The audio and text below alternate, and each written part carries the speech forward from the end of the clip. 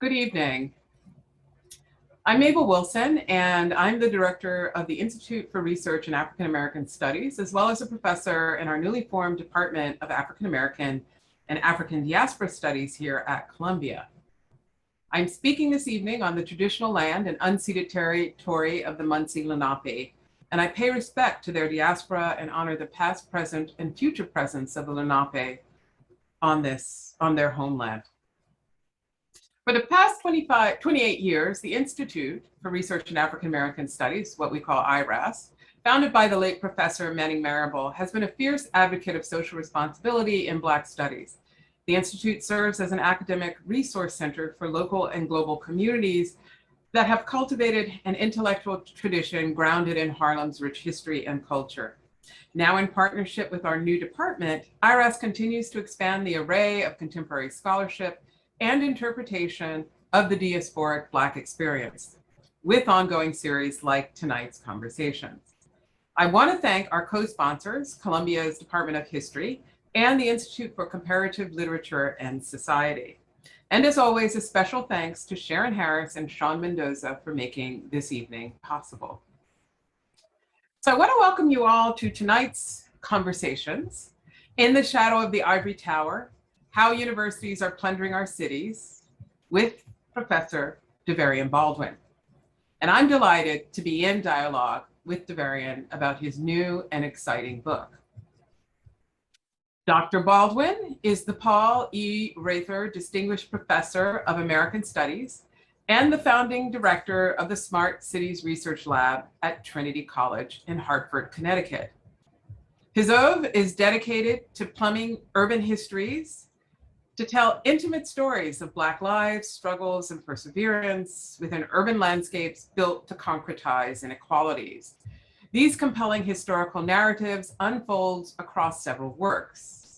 In the Shadow of the Ivory Tower, which we'll be discussing this evening, but also in Chicago's New Negroes, Modernity, The Great Migration, and Black Urban Life. And Dr. Baldwin was also co-editor with Minkah Makalani of the essay collection Escape from New York, The New Negro Renaissance Beyond Harlem. Curious, critical, and ever probing, Dr. Baldwin is currently at work on the book Land of Darkness, Chicago in the Making of Race in Modern America, Oxford University Press.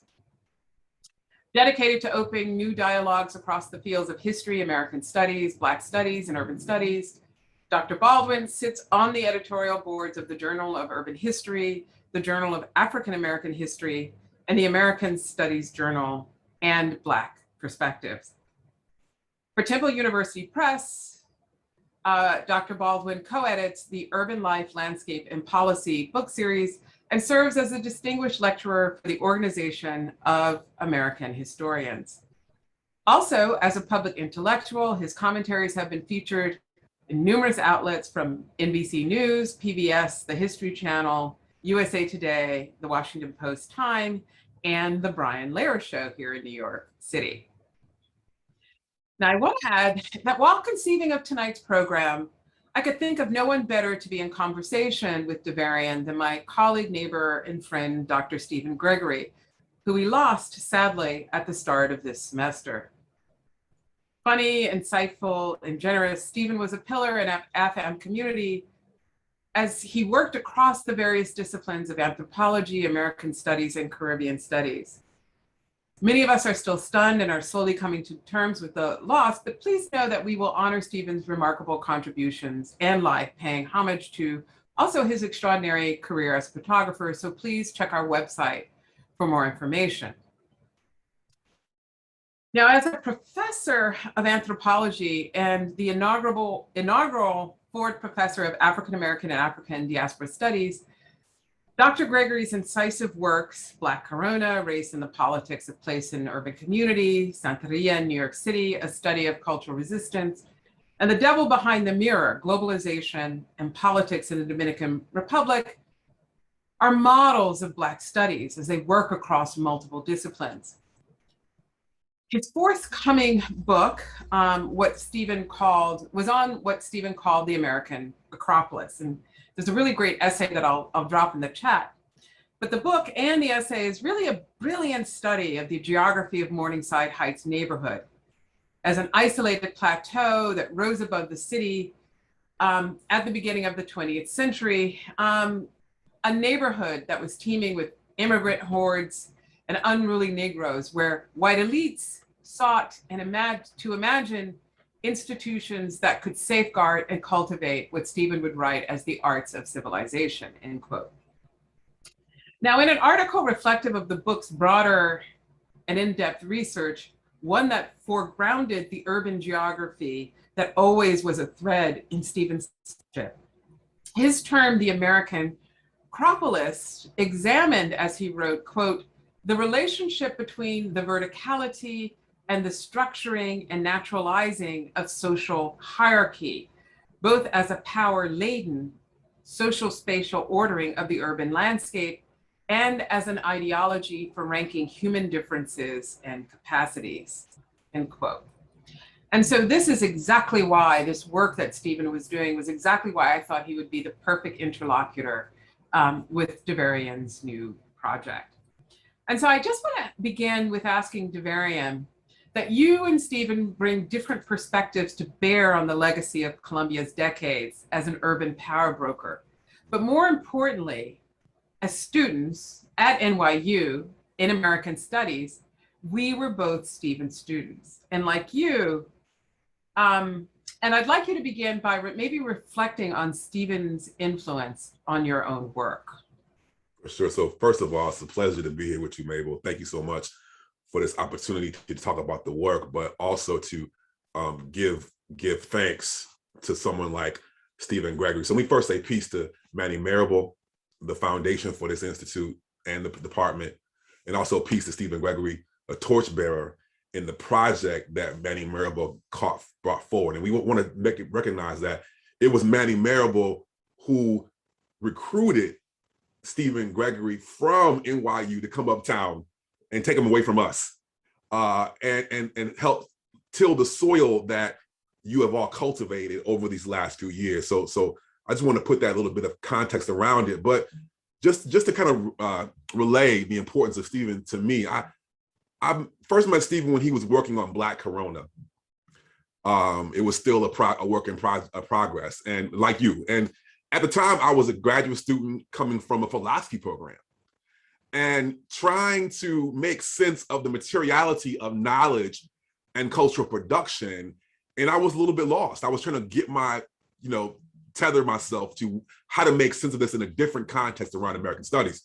And in just a casual conversation, Stephen quickly ran down the key tenets of Bourdieu's cultural capital to me. And I was just left shook, but also inspired. And then years later, I would read, after Black Corona, his masterful work, Devil Behind the Mirror.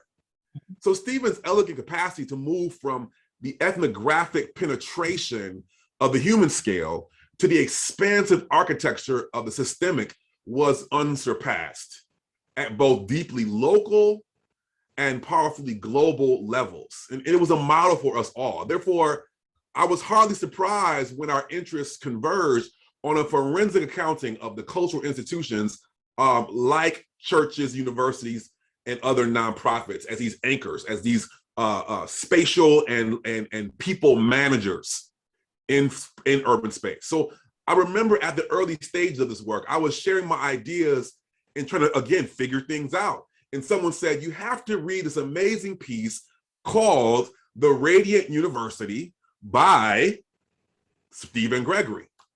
So all I could do was smile and say, yes, of course.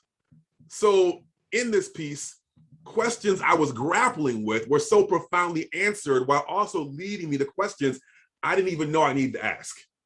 I immediately emailed Stephen trying to jog his thoughts that he might remember me as a young graduate student when he was at NYU, maybe not. And he immediately responded in the way that he was known to do. Yes, Davarian, of course. And he allowed me to interview him, gave me things to read, and connected me with folks on the ground in West Harlem. And it is that generosity of spirit and intellect that I will not only remember, but hope to model and to pass on to those coming from behind us. Because that is what Stephen would have done. His immortality is in that generosity of intellect and spirit. And I hope that it's now also in me. So I thank you, Stephen. Yeah, I mean, I think it's a really great point to the way in which Stephen, you know, especially through urban ethnography, could really bring us into the down on the ground. And that's, I took his race in the city class my first semester at NYU. You know, and I was very used to kind of, and particularly coming, you know, not only from architecture, but having hung out with a bunch of geographers for a while, you know, and having read people like Soja, like hovering above the city. And, you know, and I remember we were reading texts that were really bringing the voice of people on the ground and their experiences within these matrices of power. And I think that was the kind of genius of Stephen, was his ability to bring those voices while also getting that kind of macro scale. And that is absolutely something that I can see in your work, and also, you know, in first in Chicago Negroes, as you bring us into those spaces, but also in this new book, which has a more contemporary topic, but also, you know, the way in which you use ethnography as well, which, you know, we can talk about later. Right, and I would never claim to, because of people like Stephen, I would never claim to be an ethnographer, but trying to deploy ethnography light as a mechanism for doing things that other methods could not do. Mm-hmm. And his standard can be seen all throughout the text.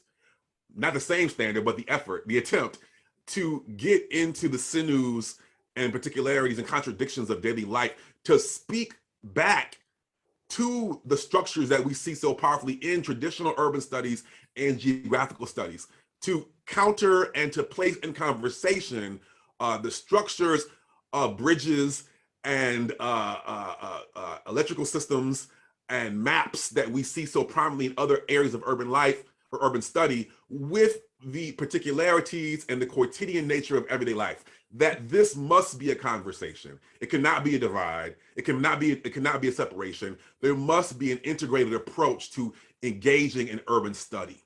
Mm-hmm. And so that definitely is a legacy of Stephen Gregory. Mm-hmm. Yeah, I mean, I think there'll be so much more to say about his influence on so many of us in terms of how we think and how we do our work. But can you share more about what sparked In the Shadow of the Ivory Towers, of especially what happens when, I love this, when universities swallow cities, and particularly why communities in the shadow of these institutions have been under siege?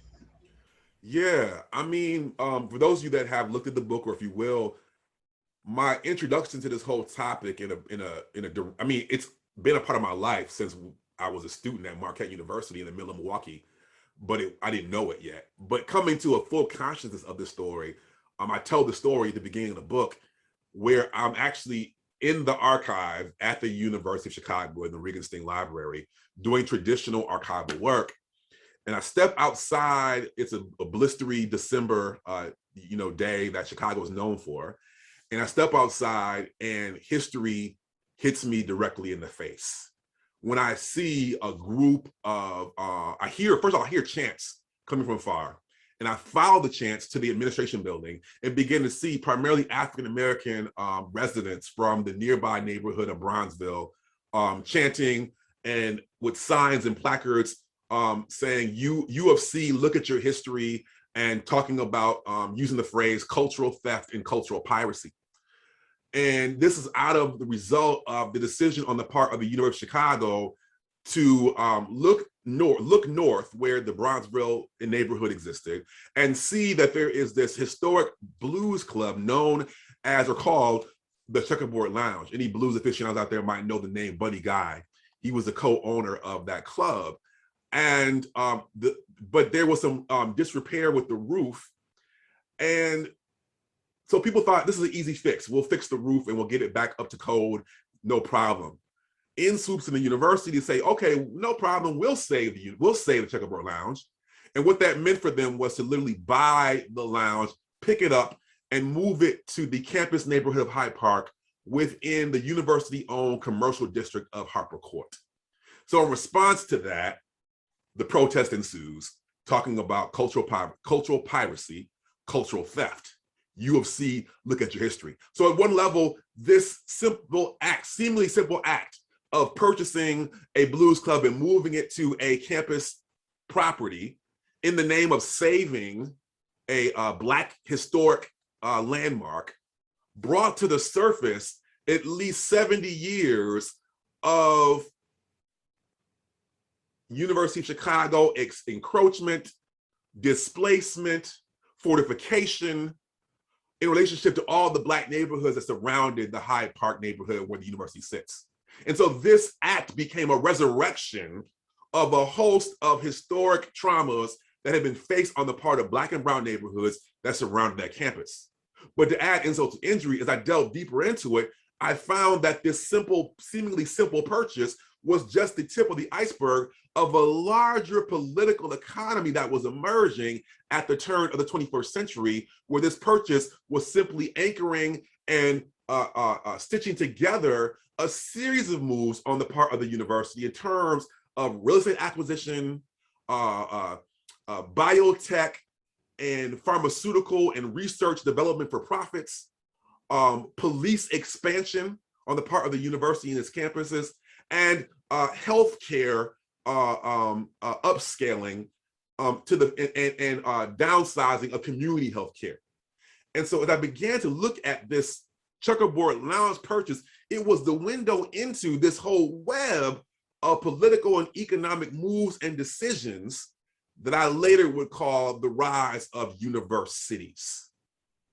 And so on the surface level, we can celebrate, property values going up, buildings of glass and steel bringing prestige to the city, healthcare opportunities and cancer research and new research discoveries in the bioscience and infotech worlds, police offering community safety and protections.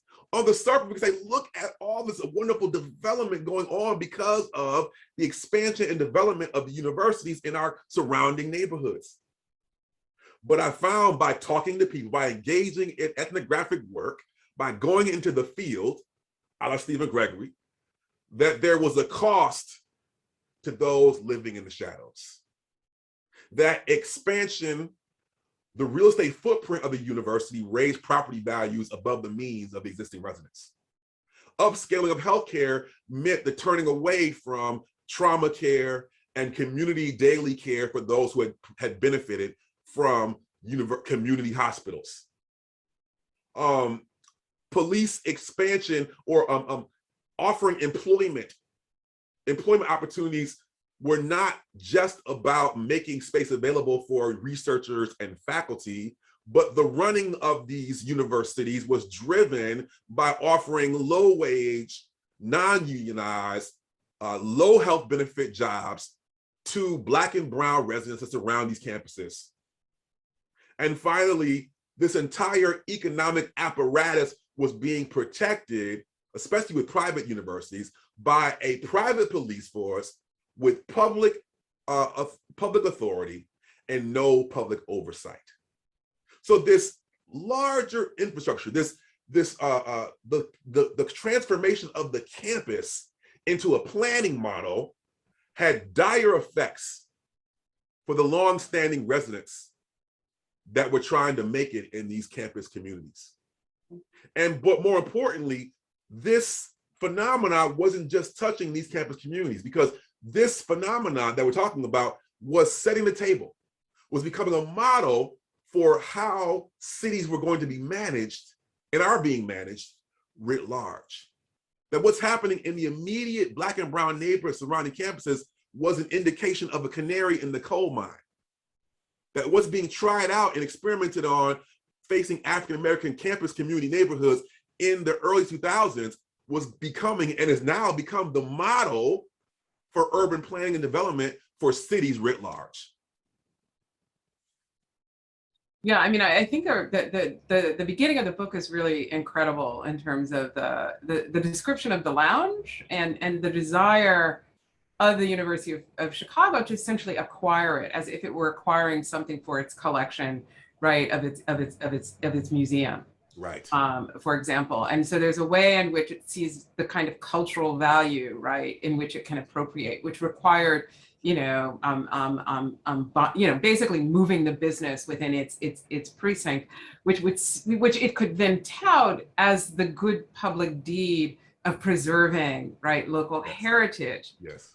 But it's also doing a kind of double duty. And what I appreciate about the kind of larger description and what you're really remarking, which I think is of use to anyone who works on them, but whether you're a planner, an urban historian, how the model of the monastic university that is meant to be its own internal isolated engine that can in fact build walls against those communities that Chicago and Columbia certainly did, right. That is now transgressed, right? Because that land is now valuable, like the uneven development of the things that the geographer Neil Smith talks about, right? Mm-hmm. That drives neoliberal development. So the book is structured around a series of case studies in the age of neoliberalism, right? It's no longer, the enclosure that Foucault describes, but a whole other kind of spatial regime that's emerging.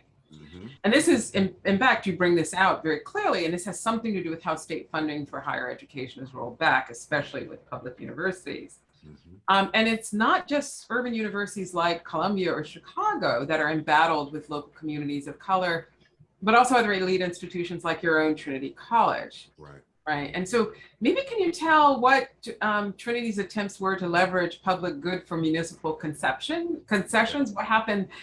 And then as a faculty member, how were you kind of perceived within the milieu of your institution? That's a great question. Thank you for that. So first of all, I want to touch on something you mentioned earlier. For those that are listening and watching, this is not just an elite private university story. This is also a small liberal arts story, and it's also a public university story. Because as we all should know, both public and private universities receive public money. So when the state expenditures to universities, both public and private, shrinks in ages of austerity, this has an impact on the bottom line and the fiscal arrangements of universities. So as you pointed out, Professor Wilson, the turn inward shifts. And there's a turn outward because on one side, in the 1990s and the early 2000s, there's an important pivoting moment where there is this shrinking state budget that requires universities to look for new revenue streams. And then on the other side, you have cities that have been abandoned for decades, have now become hot again as the children of suburban sprawl, empty nesters and young professionals are coming back into the city, and different cities are competing with each other for that tax base. And that these returnees, their idea of urban environment is what? Fully wired streets, density, museums, coffee shops, speaker series. Ultimately, their idea of the city is a campus. So to pull on the great legal scholar Derek Bell's notion, there's this moment of interest convergence between the university's ambitions to capture new markets and the city attempting to redress and retrofit its city to make it more palatable for this tax base. So these two interests come together to transfer public dollars and leverage and influence from City Hall to the campus. Mm-hmm. As cities get retrofitted into this campus form. At the same moment also that we have the rise of the knowledge economy, the conversion of academic research as another revenue stream for universities into profitable goods and patents in a range of fields, from pharmaceuticals and software to military defense weaponry. So these forces come together to make these campuses the central anchor or fulcrum within today's political economy. And so again, this didn't just touch Columbia or Harvard or Princeton or even, Michigan State or Arizona State or the University of Virginia, your alma mater, very much so in the game. But it also touched small elite liberal arts colleges like Trinity College in the middle. So an elite white liberal arts college in the middle of a poor brown city. Yeah, that's minting, as you point out, what was called the creative class, right? Mm-hmm. The Florida's idea. Right.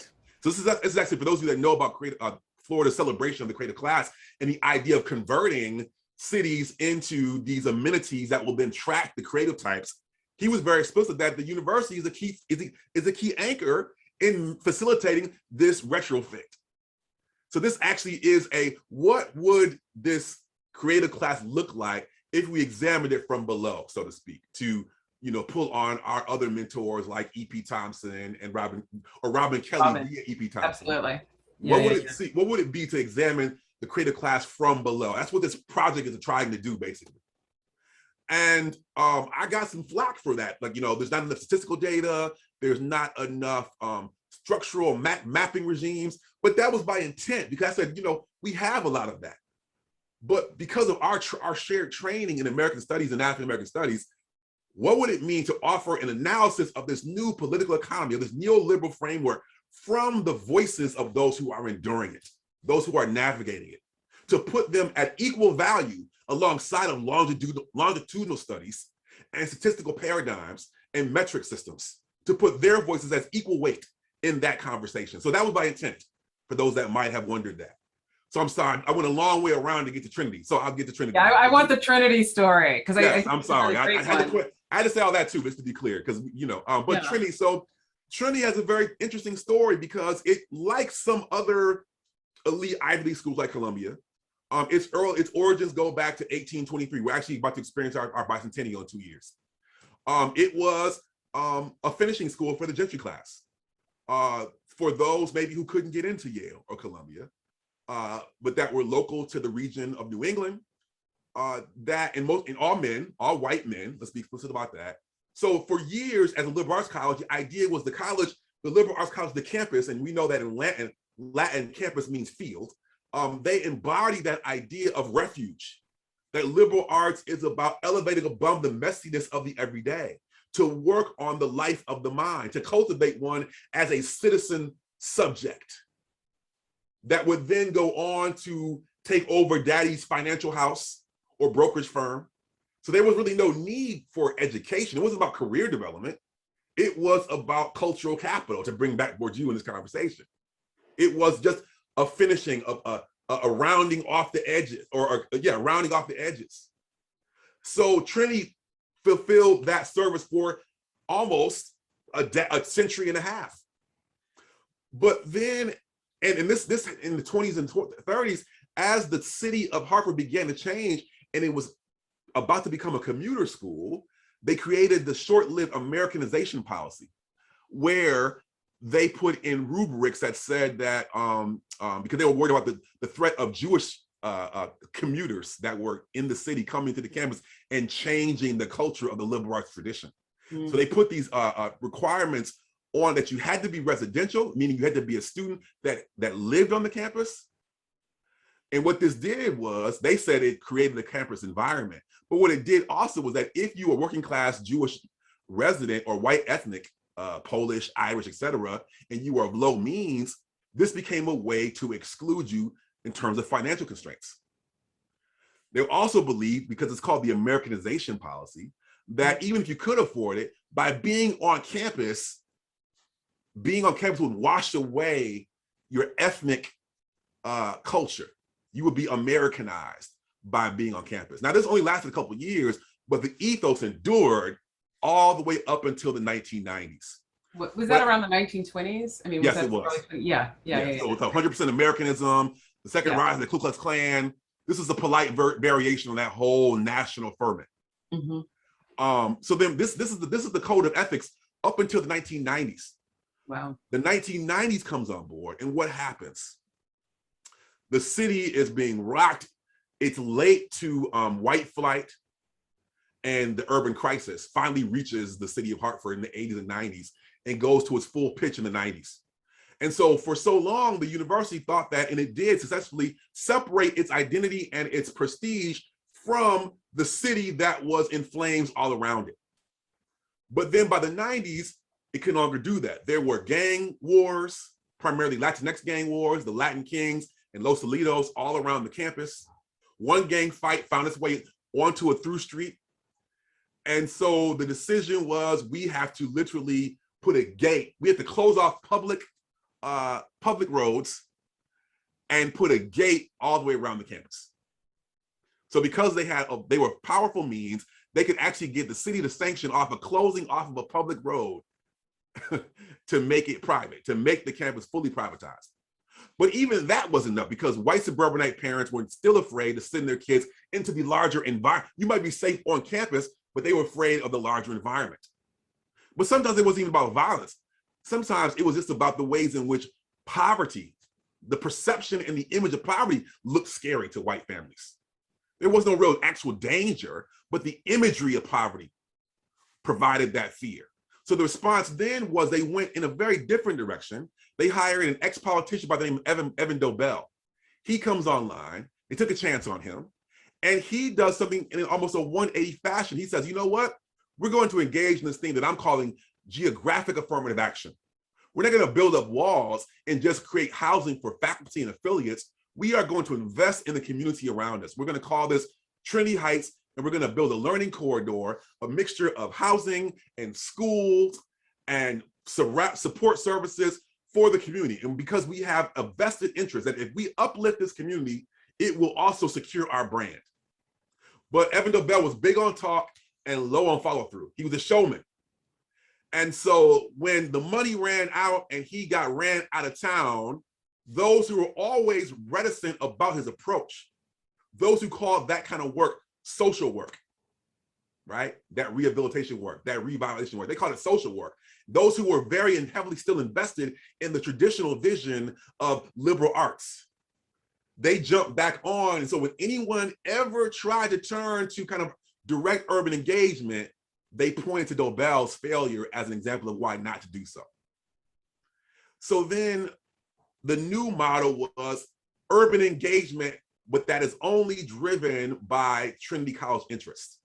So the public claims that we're engaged, we're invested in urban engagement, but the results were primarily university or college interests. So in 2004 and 5, they created the Koppel Community Sports Center. This is a sports recreation center, but at the center of this complex, this is in the middle of a Puerto Rican and Dominican neighborhood. The centerpiece of that sports complex was an ice rink. And this was supposed to be a community service. Come to find out, the budget for this recreational center was short on funds, and that by calling it a community center, this activated an additional $3 million of public funds.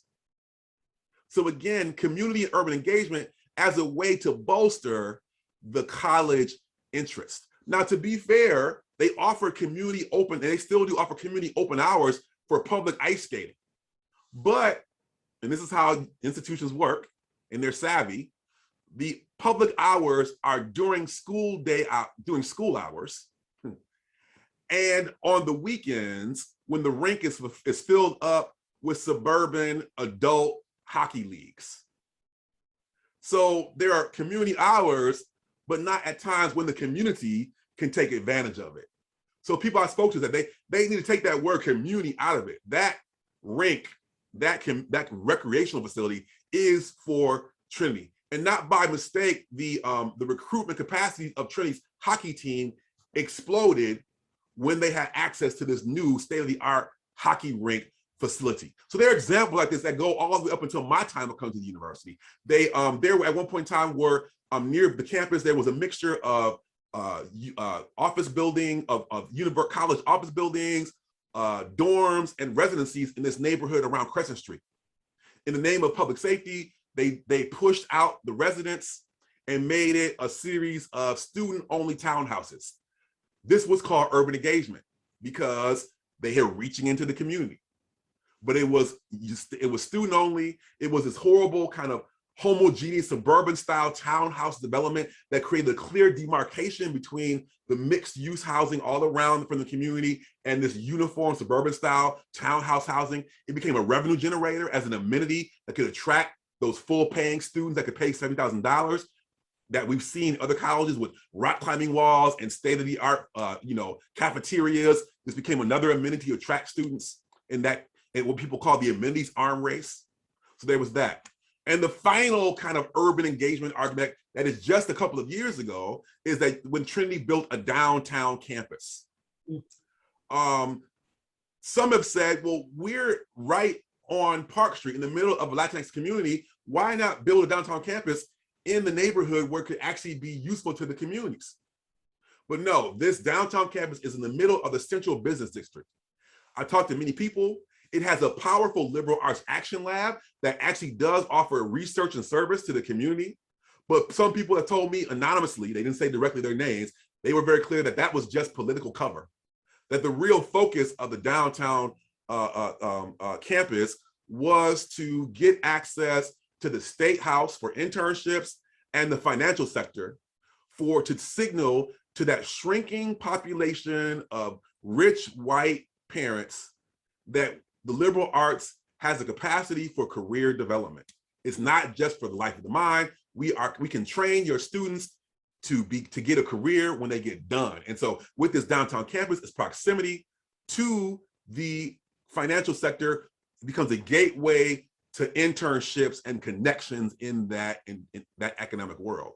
Also on the other side, Trinity saw that they were losing their role in the adult professional certification market. So those people who have degrees, who work in financial sectors or work at schools or work in nonprofit worlds, that Brown University, all the way in Providence, was actually controlling the certificate market. And so putting this campus downtown allowed them to carve out a place in the professional certificate market for postgraduates.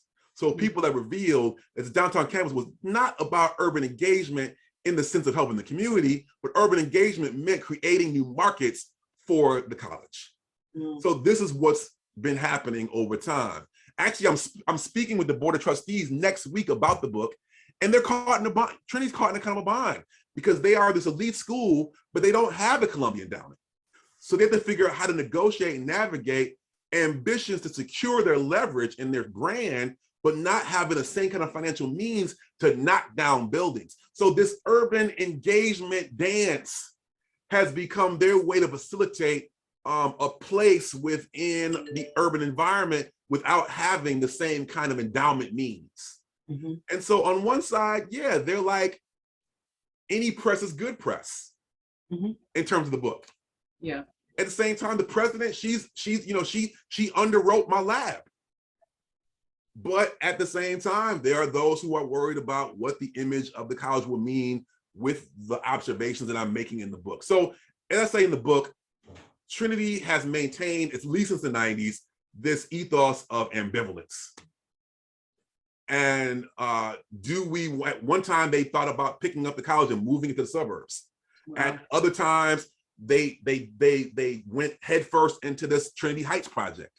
Right now, they're trying to facilitate, like, we're not gonna be Yale and we're not New York City. So how do we, it's in the last couple of years, they actually have turned this notion of being a liberal arts college in the capital city into their brand. But the question becomes, is that just simply a surface level brand, or is it gonna be a deep dive, equitable engagement within the community that surrounds you? Yeah. The story is still out. I'm hoping that my work can help facilitate the college into one direction as compared to the other. Yeah. Yeah. No, I mean, this sounds very familiar. This rhetoric of redress. Yes. Right. And yet a territorialization that's always about extraction, right? That's right. And what's fascinating, and I think this is, I think we suspect our audience is from all over, but the degree to which you have this section on Columbia, like what, for Columbia, what can you tell us that we don't know about the backstory of Manhattanville? Well, I wanted to read a little piece from this, if you don't mind, a little something from that. Oh, fantastic! That section with the rise of the Manhattanville campus. Yes. And hopefully you appreciate this because there's a little bit of architecture analysis in it as well. So yeah, the business school is about to open, designed by Dilys Scofidio Renfro, architect. Okay. So this is apropos. Okay. So on October 25th, 2016, Columbia held a dedication ceremony with great fanfare for the groundbreaking of its new Manhattanville campus. In his remarks, President Bollinger went as far to proclaim the project, quote, the best thing that could happen to Upper Manhattan. He specifically pointed out the number of public-facing services that now occupy the development, including a wellness center to raise health awareness and train community health workers, a science-based education lab, and the Wallach Art Gallery. The street-level feel of accessibility also includes publicly accessible Wi-Fi in the Steep Rock Bouldering Gym and the Harlem-based coffee shop and eatery, Dear Mama. Ultimately, the campus buildings will sit along a pedestrian path running north from 125th Street to meet a 1-acre public square. But Columbia's new values of integration and transparency toward the community seem largely confined to the architecture. The ground floor amenities are all open to the public and are wrapped in a glassy skin, what principal architect Piano dubbed the quote unquote urban layer, meant to blur the boundaries between public and university spaces. The buildings keep exposed their functional skeletons of air ducts and street struts to suggest an integration of the campus into the neighborhood's rapidly fading industrial landscape. Piano went as far as to call the buildings, quote, new kinds of machines for doing scientific research, set within, quote, a factory of ideas. Still, the sprawling tribute to innovation also blocks Harlem off from a revitalizing 12th Avenue and the riverfront in ways that resurrect the ghosts of 1968 and the failed attempt to partition Morningside Park for university desires. Since campus construction, restaurants along 12th Avenue, including the landmark Floridita, have suffered a 30% loss in revenue.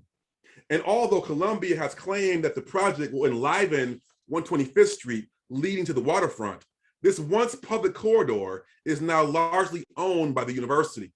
And the new buildings are ensconced in what one journalist called, quote, a hostile architecture of security cameras, narrow benches, skateboard deterrents, and security patrols. Each gesture toward public accessibility further cemented Columbia's control over the neighborhood. The irony simmered beneath almost every celebration of the new campus.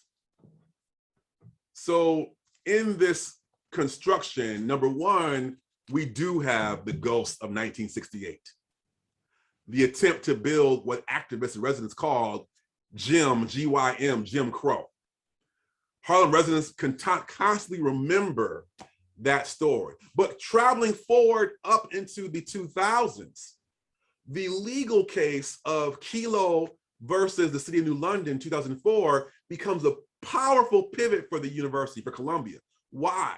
Because the terms of eminent domain shift in a way that benefits universities, nonprofits, servicing the so-called public good like Columbia. Previously, eminent domain could only be triggered if there was the capacity for the new buildings or new infrastructure to be serving public use, like bridges, tunnels, public schools.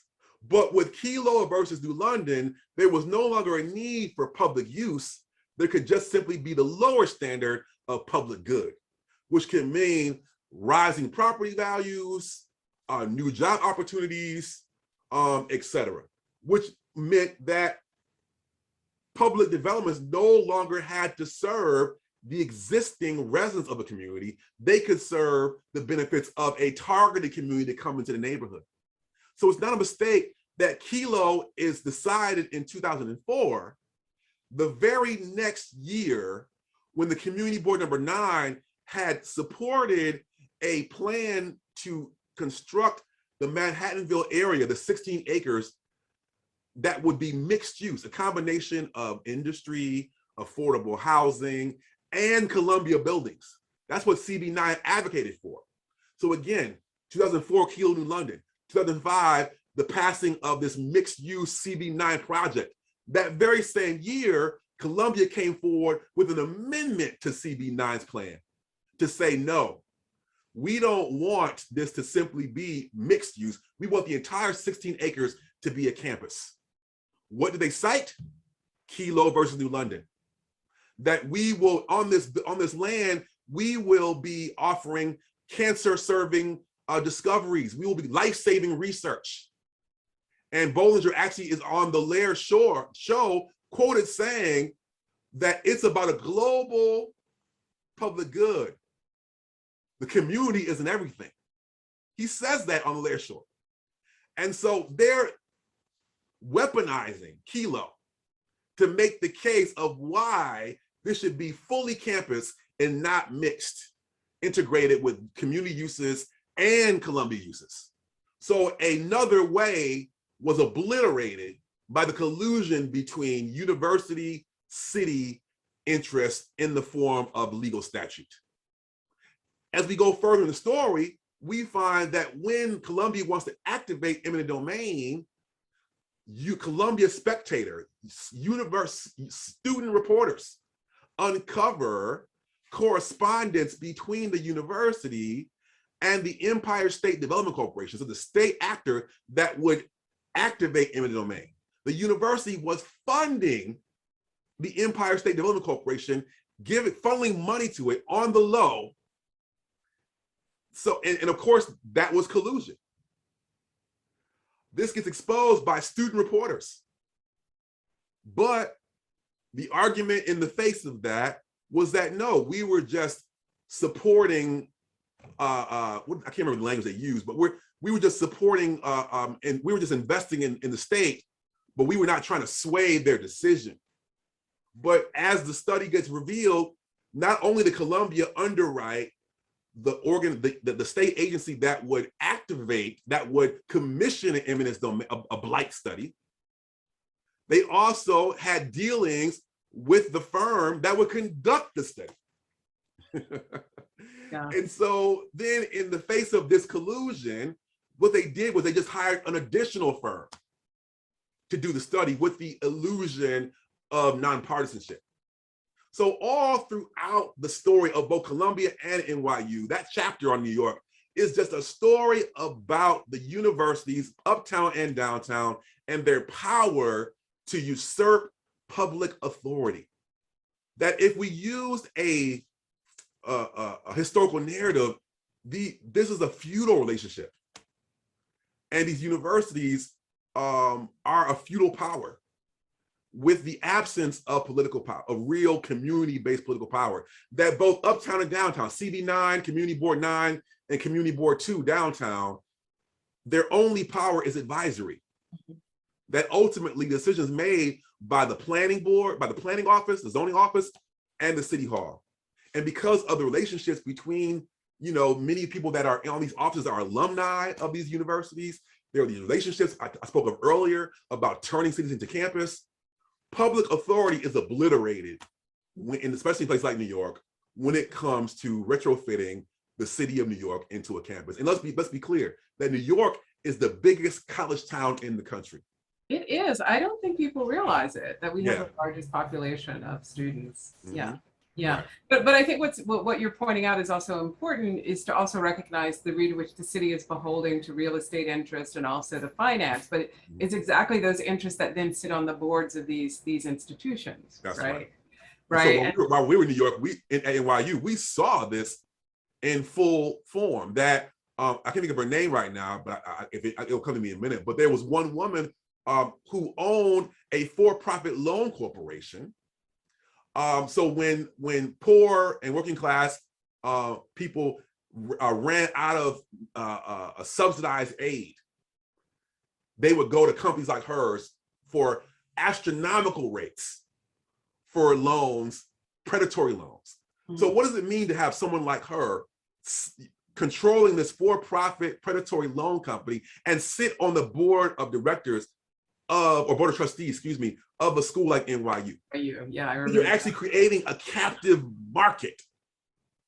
And we know this as I talk to people both uptown and downtown. These boards are filled with individuals like her, captains of real estate, construction companies, finance houses, lending companies, banks, all of the institutions that benefit from the shelter economy that the university becomes. And we must understand that because universities are nonprofit and their land is nonprofit, then the research and development for profit industry, the real estate the real estate contracts for construction of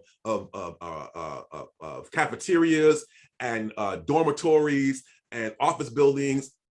There are tons of examples where the relationship between the university offering contracts to those who sit on the boards or those who make a donation in exchange for donating some money back to the university, or making the entity private for 10 years and then donating it back to the university after 10 years. These relationships, these ancestral relationships are just staggering, that happen right in the face of the public. It's being underwritten by tax exemptions. That most of these deals are tax exempt under the guise of educational purposes. These for-profit projects.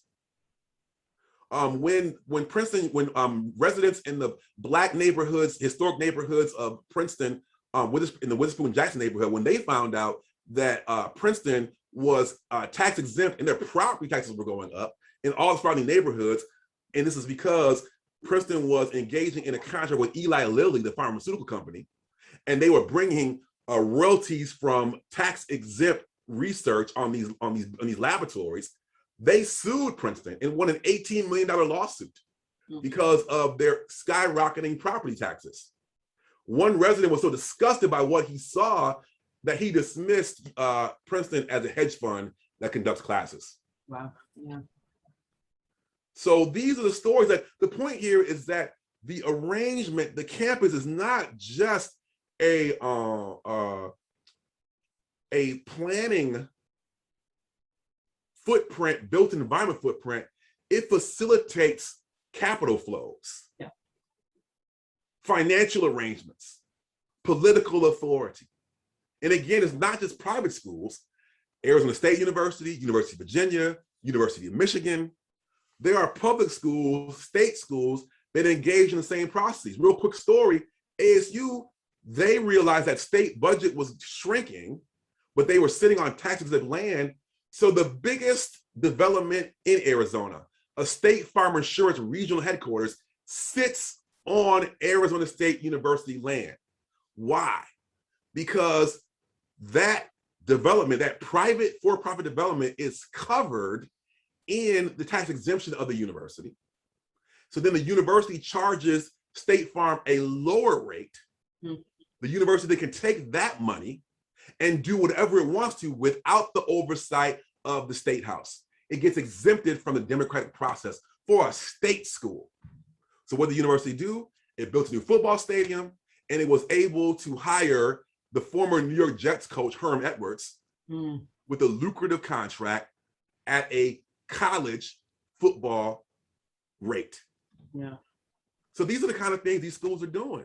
Yeah. Right before our eyes, public and private, but through exemption, through planning, and then all of these arrangements are surrounded by these private or semi-private police forces. You know this at Columbia? Yeah. So some of the biggest police forces in the country are campus police. Most of them are 9 out of 10 are armed, and most of them have jurisdiction that goes beyond the main campus. So I'm going to be at Johns Hopkins on Tuesday. They're still fighting. Residents and students are still fighting because former New York City Mayor Bloomberg has pumped millions of dollars into Johns Hopkins so he goes from supporting stop and frisk to supporting the creation of a private security force in East Baltimore. So what does this mean? This means that you have private security forces that answer to no one but the Board of Trustees and the president, that are doing the business of public policing with arrest powers. Predominantly white universities in the middle of predominantly Black and brown working class neighborhoods with the police authority to control and manage bodies and daily lives. State Senator of Maryland, Mary Washington, who was a Johns Hopkins alum, she called it being akin to putting a Vatican City in the middle of Baltimore. Basically an independent republic with its own security force, its own rules, its own property arrangements. And we can say the same thing about other schools like Columbia. Sure, that's been a big issue, around the ways in which, university security polices and who they target. Mhm. And that's been a point of pressure, certainly from activist groups on campus. So please, if Yeah. you have now 3 questions, and I was going to ask you what the lesson from our Canadian colleagues are Oh, at the sorry. University of Winnipeg, but I will say buy the book and find out. Yes. Yes. That's But I important to understand that it's not Yeah. just critique. Yeah, There's a Yeah. solution. I Yeah. believe in the power of the university, but I'm arguing that it must be that we must enact an abolitionist ethos, that we must free the current university from its current conditions and reconstruct it into something new. And I yeah. give solutions to how that can be done at the end of the book. So Yeah, I think that's really one of the great things about the book is that you say, okay, so if this isn't working, right, this current iteration of the university, what's possible? And I think that's really important because I think it's exactly the moment of possibility and creativity, right? yeah. That will make a world, right, without police, without the violence of white supremacy. Yeah. But I'm teaching a class on research methods, and I wanted to ask you about, being a historian, but also trained in American studies and clearly working, I think, through a Black studies interdisciplinary model. And I like that in Chicago New Negroes, you really take us to the streets of Chicago in the 10s, the 20s, and the 30s to really examine how mass popular culture becomes sites of a new Black consciousness, right? And through that, there's this vital burgeoning intellectual life of the new Negro, but also social movements, radical social movements. Mhm. And methodologically, you claimed in the introduction of Chicago New Negroes that the book resists the impulsive search for narratives of linear progress, Yeah. consolidation and unification, right? A kind of dialectic, one should say, right? Of Right. that's the expectation. Yeah. But I would say In the Shadow of Ivory Towers plumbs very different archives and engages in contemporary narratives. I mean, I think Chicago New Negroes is a really amazing archival project, teaching us how to look not only at the archive, but also find these other sources to find out what was really going on in the street. Mhm. You tell these contemporary narratives through these insightful ethnographies. And how has this project shaped how you write history, or more importantly, how you think urban histories might be written or should be written? Well, let me ask you a question. When you read In the Shadow of the Ivory Tower, did you see it as an urban history? Good question. No, I mean, I saw it. I saw what was at play as this kind of I wouldn't say transdisciplinary, but that you were using many different methods to basically tease out what is a very complex assemblage of institutions, of histories, of stakeholders, of, to try to draw those into, to basically make visible these entanglements, right, that are operating both at the scale of a community and a university within a larger city, right? And within these kind of global capital flows, right, and extractions. And so I think it teaches us something about writing urban history. That is, there are the urban histories that sociologists write or anthropologists write or historians write, but I think you're doing something maybe different here. Yeah, no, thank you for that. And I agree. This is a direct product of our shared training, in the sense of most disciplines teach you to learn a methodology and then apply that to a data set to be broad, whether that's an archive or a field or a statistical set, what have you. But our training was inverted. We wanted to explore and experience, and whatever methodological frameworks were required to bring to bear to explore that experience had to come to service. And I think this project is very much so a product of the training of the convergence that we had between American studies and African American studies, as not a field, but as a methodology, as a way of extracting, not in a negative way, but in a positive way, extracting meaning from the complexities of the lives that we want to explore and the stories that we wanted to tell.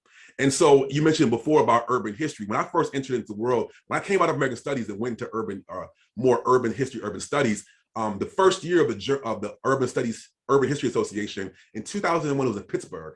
And I was amazed because I was coming away from NYU, urban studies, Rosalind Deutsch, Henri Lefebvre, people like that. And for urban history was electrical grids, bridges, roads, and tunnels. Yeah. That's what it was. Yeah. And so I was blindsided. And so over the 20 years that we have been doing this work as professional academics, there's no question that whether it is the quotidian cultural production of Chicago's South Side or the rich, thick description of ethnographic voices in the Shadow Ivory Tower, that we are bringing that to bear on urban study. I think that in certain ways, and I know that this book was the natural maturation of my thinking. It's actually a part of what I'm calling my urban knowledges trilogy. And actually this book jumped up, it was supposed to be the third book, and it jumped to the second book because of the urgency of the story. The book that I'm about to complete now, In the Land of Darkness, was supposed to be number 2. It's going to be number 3 now. But I see them as a continuum of thinking and developing thought in terms of narrative voice, in terms of how to engage with the complexities underneath structure and infrastructure. This conversation between so-called structure and agency, that cannot be, it's not dialectical, it's dialogic. Mm-hmm. They constitute one another. And as I said earlier, that most of the studies in this area have been statistical data sets, kind of top-down numerical studies, and to say the voices, how can we understand the voices and the insights, the materiality of knowledge and institution building through the voices of the people who endure these conditions. Mm-hmm. And so that's by methodological, for those in American studies at AFAM, this might not be new, but to interject this into urban study, that is a profound shift. Mm-hmm. And I think that is my attempt. It's funny you ask me, like, I don't think about it enough. I think I need to be more conscious about it. I'm doing it, but to be, people that I admire, like St. Clair, Drake, and Horace Caton, they didn't have theory essays. You got to mine Black metropolis to understand how they did it. Yeah. And that's what I've been trying to do as well. And so just to, thank you for that question.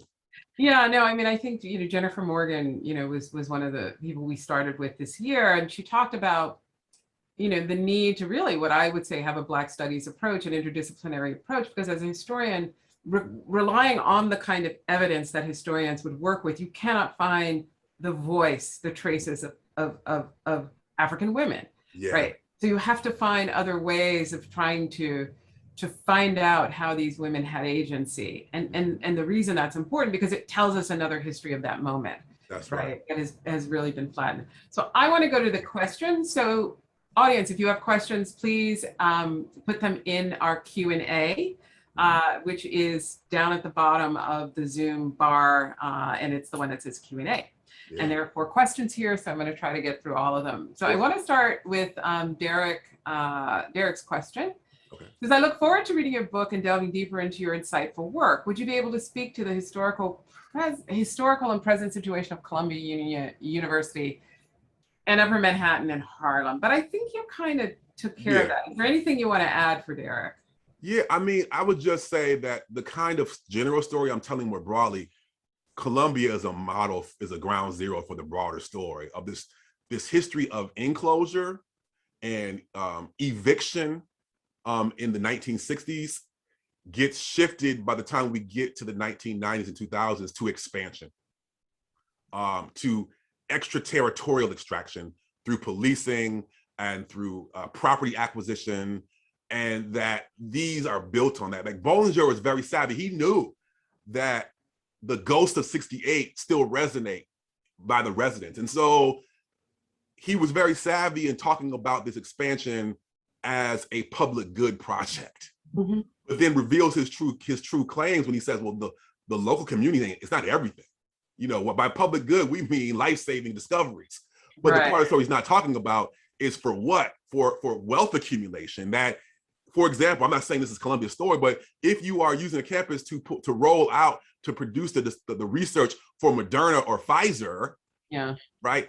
And let's be clear, almost all university-based research, scientific or otherwise, is federally funded. So another tax exemption, federally funded.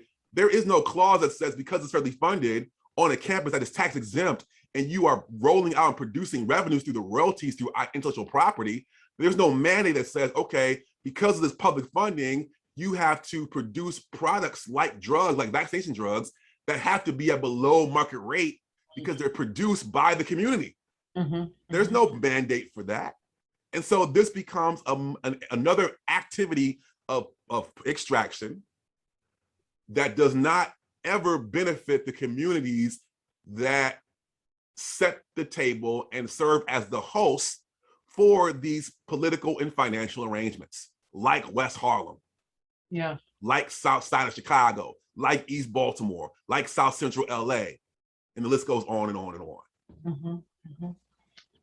Yeah, no, I think that's really important. And it's interesting because Columbia's, we are not Princeton, we're not Yale, and we're not Columbia. Our endowment, I think, is just slightly bigger than UVA, somewhere maybe equal to or even below University of Michigan, which is very, we're not the fat cats in the Ivy League by far. And yet, you know, we have all of this kind of real estate.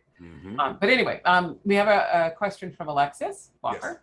Yes. Thanks so much for this great conversation. I'm an anthropologist and faculty in Columbia's med school, where I study biotech startups, including some of the connections to university-based research that Dr. Baldwin discussed. Talked about how governance effort in recent decades have made universities into the fulcrum of today's political economy. We've got these trends toward public-private partnerships, entrepreneurship programs, et cetera. But at the same time, we've seen the undermining of universities through the privatization of research and training, with biotech companies moving increasingly to train their own people versus look for trained PhDs, et cetera. And in many ways, universities are less and less focused on this, the focus of this research enterprise that's meant to drive innovation and economics.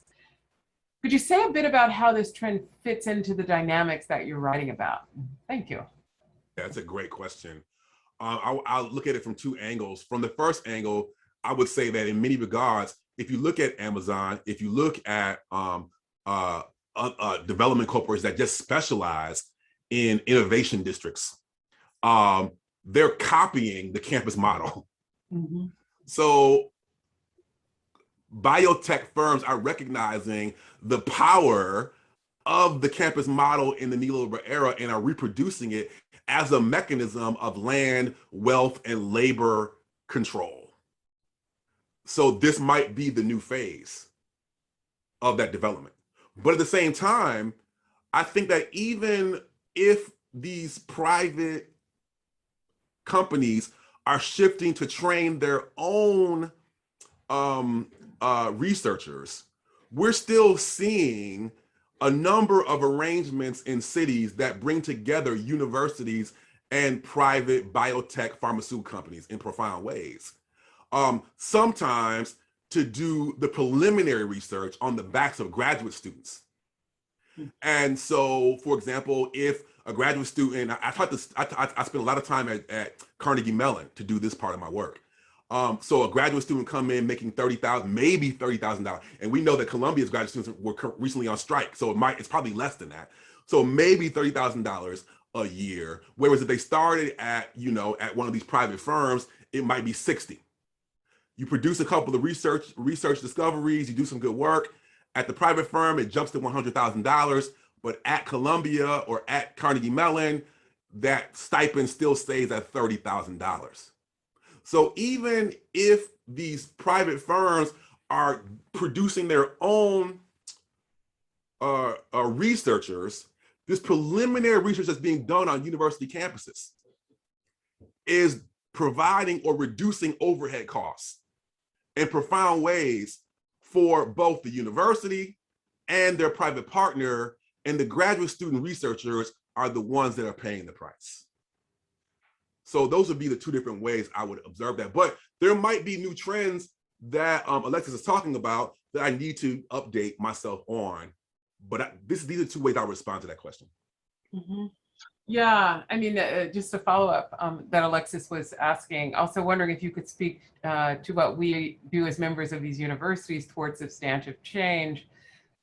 Academic work that highlights these problems is certainly an important tool, but we sit within these universities discussing the problem of university-led gentrification, and yet the problems seem to simply get worse and worse. Gotcha.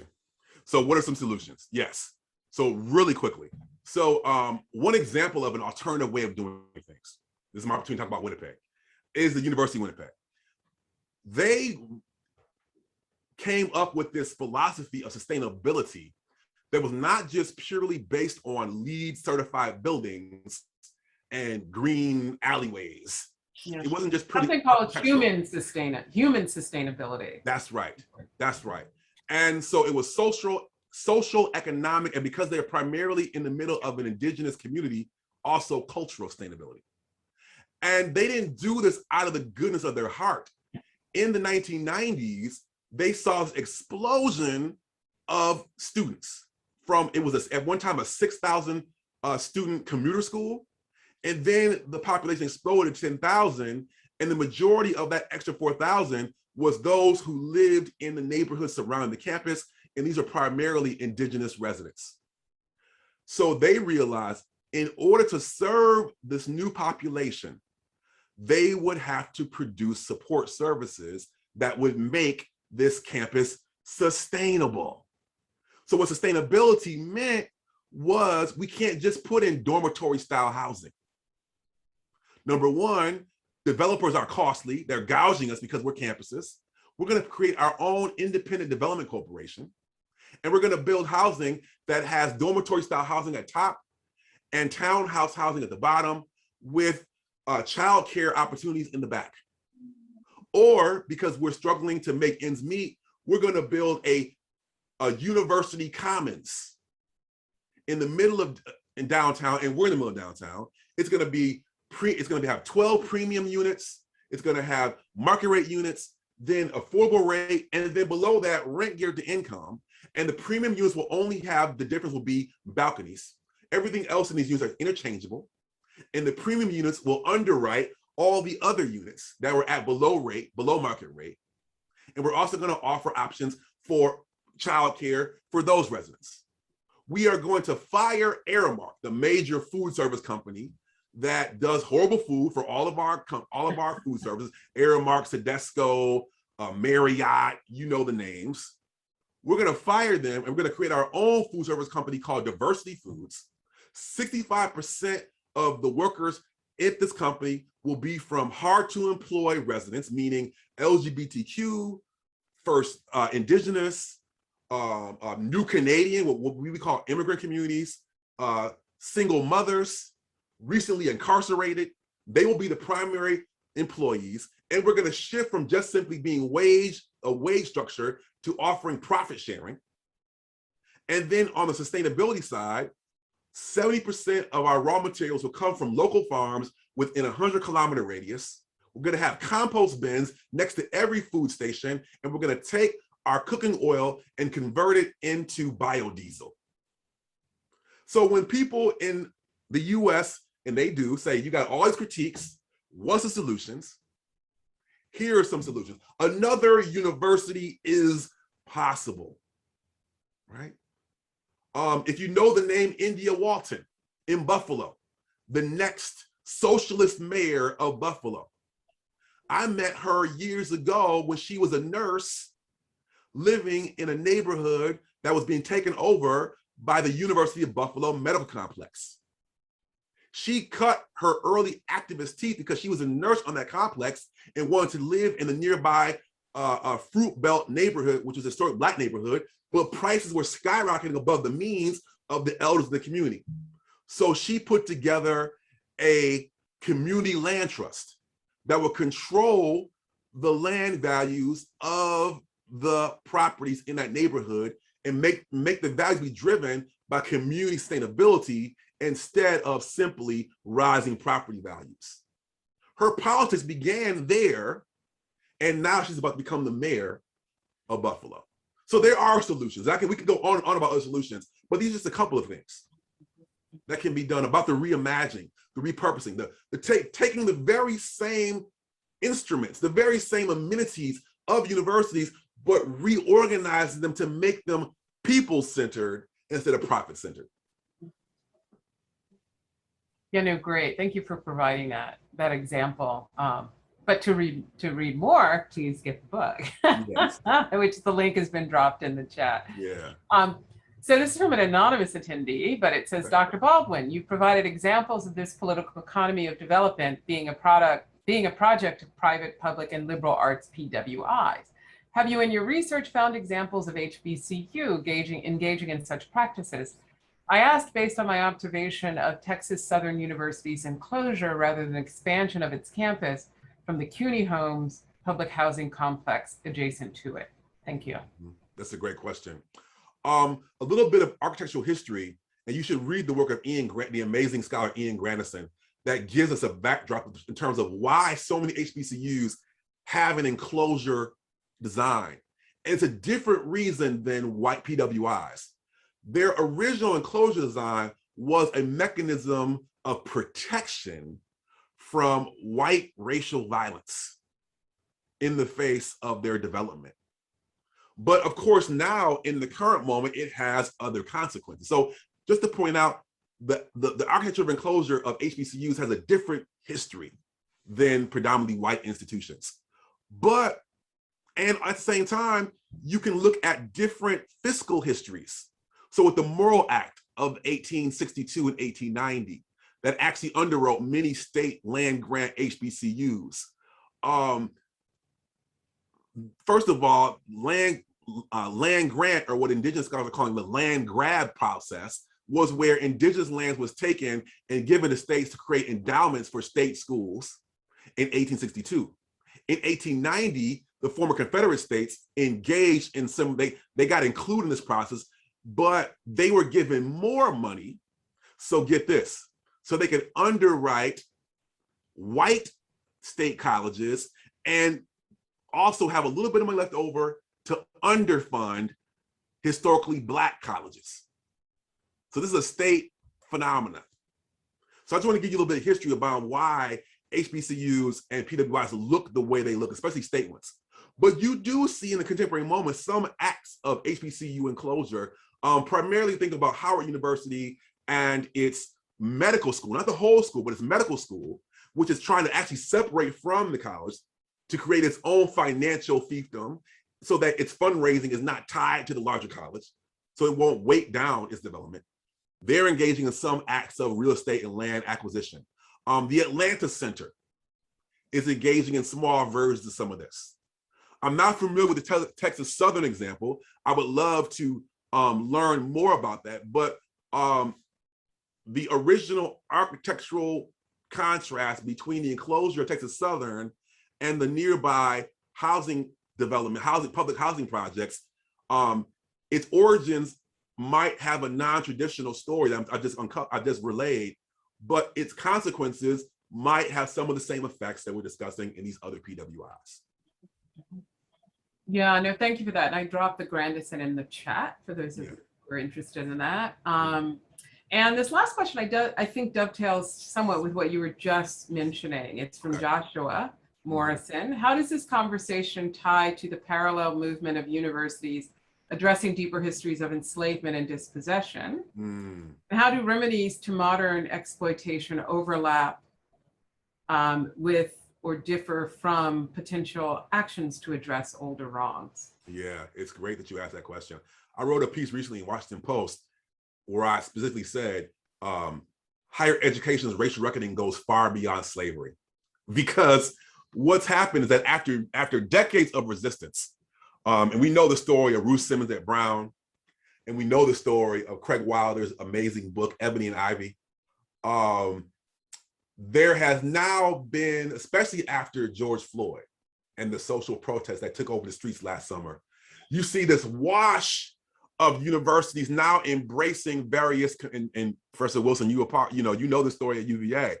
Oh, absolutely. Jumping forward to engage in acts of commemoration to deal with their slave past.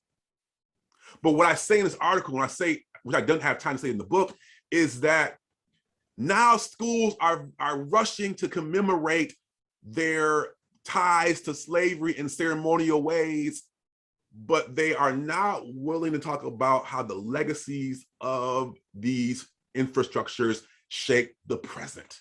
And that's where my book comes in, to connect the dots, that the histories of race and land value that come out of the eras of slavery and Jim Crow and restrictive covenants. And let's be clear, USAToday was the main lobbying force that helped universities become the friendly face of restrictive covenants and urban renewal at mid-century.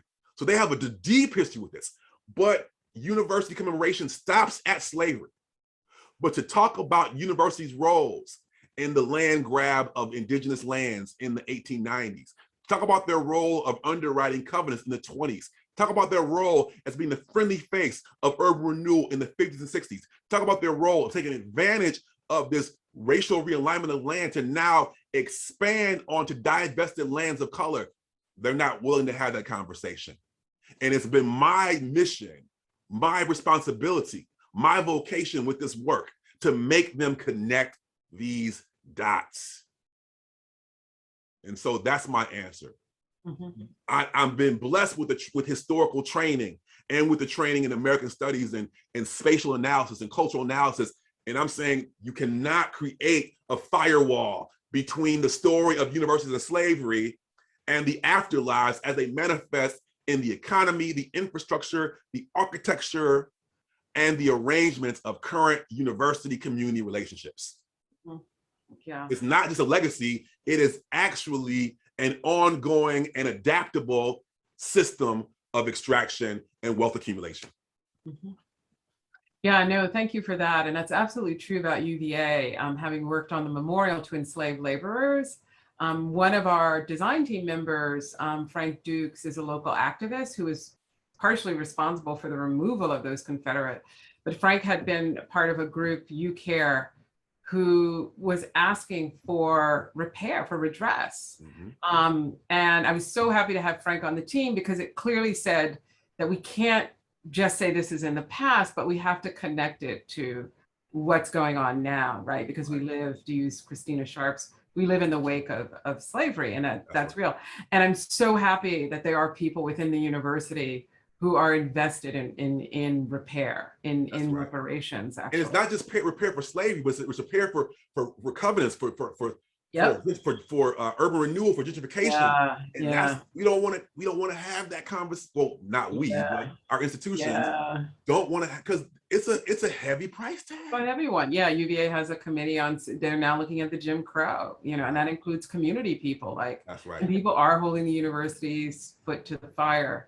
Precisely because the expansion drives up rent. That's right. These things, it makes it, as you say, very difficult for those communities to survive when rent's gone up, property taxes are increasing. But I could go on and on and on, but I want to say thank you, Dr. Baldwin, for this incredible study that is in the shadow of the Ivory Towers, and all for your brilliant scholarship. Thank you. And I just want to say we're looking forward to what's next with your Land of Darkness, Chicago and the Making of Race in Modern America. Professor Wilson, thank you. Dr. Wilson, thank you so much. Thank you to everybody in the background, to the community, to the IRAAS community, to the scholars and friends on the line. This has been a great conversation. I had a great time, and let's do it again sometime. Thank you. Yeah, no, absolutely. And so again, thanks to Sean and Sharon, who are essential in shaping tonight's events. And just a little update on what's coming up. On Tuesday, October 12th, poet and conceptual sound artist Jonah Mixon Webster will be discussing his new work, Stereotype, with writer Kaisi Lehman. And then following that, on Thursday, October 14th, art historian Uchenna Itam will present Smell Blood on Wengechi Mutu and global contemporary art. And so for more information, please see our website, afamstudies.columbia.edu. And thank you for coming. Have a good evening, a good morning, or a good day, wherever you are in the world. Take care, everybody. Be well.